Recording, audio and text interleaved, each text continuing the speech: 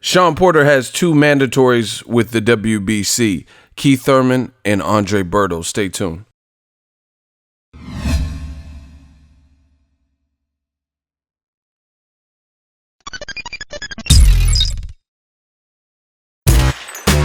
Boxingego here. If you like this video, make sure you hit the like button and also subscribe to the channel and hit the bell icon on the top of your screen to get notified when the latest new content drops.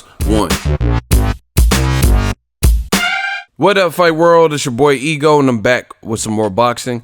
Make sure you smash the like button. Also subscribe to the channel for the latest and greatest in boxing. If you want to become part of the gang, notification gang, please hit the bell icon. Shout out to the super chats, channel donations, the Venmo donations, and the Patreon family. We working. Now, the WBC had their annual convention, and they had it in Ukraine. They ordered all the fights that they want for their champions, and the fights for their challengers and different matchups. And one of the directives was that Shawn Porter has two mandatories.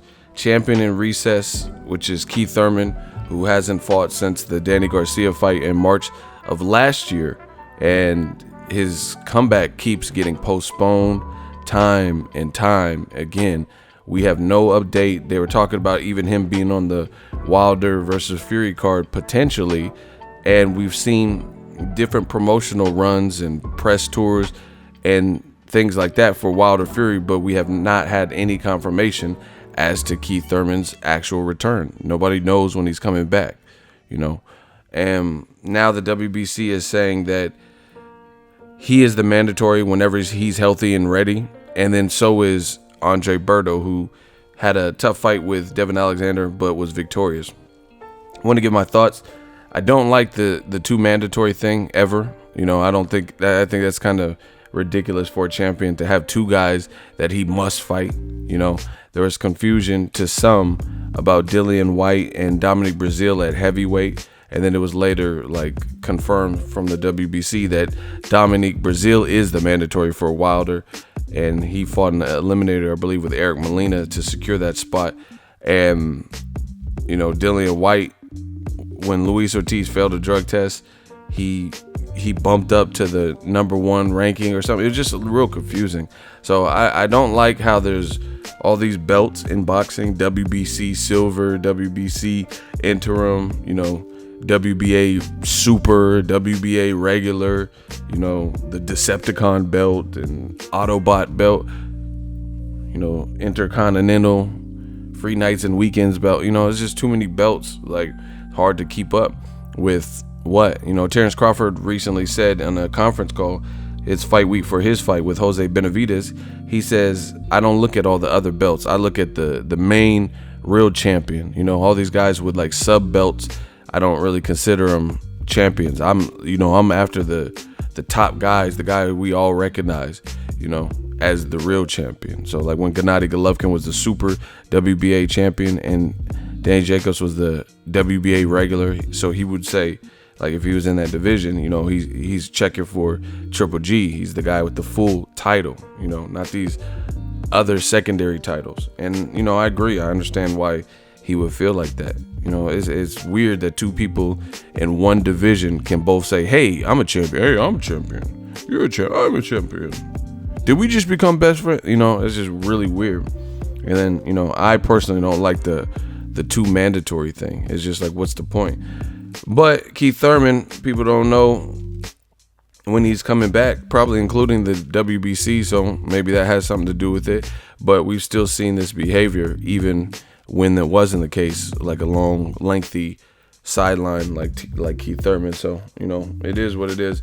I really don't have much interest in Shawn Porter versus Andre Berto. And the other thing is real confusing is Eddie Hearn's running around, and I was reading articles, or at least a headline. I didn't read maybe all of the details, but the articles were stipulating and stating that Jesse Vargas versus Thomas Delorme was in line for the winner. So I don't know, is that just off the table because they fought to a draw, and then now the WBC just randomly said Berto is the next guy, but what happened to Delorme and Jesse Vargas. You know, they just fight to a draw, so nobody gets it. You know, it's just weird. And I mean, I didn't even want to see that fight for Shawn Porter. You know, a lot of great fights for Shawn Porter.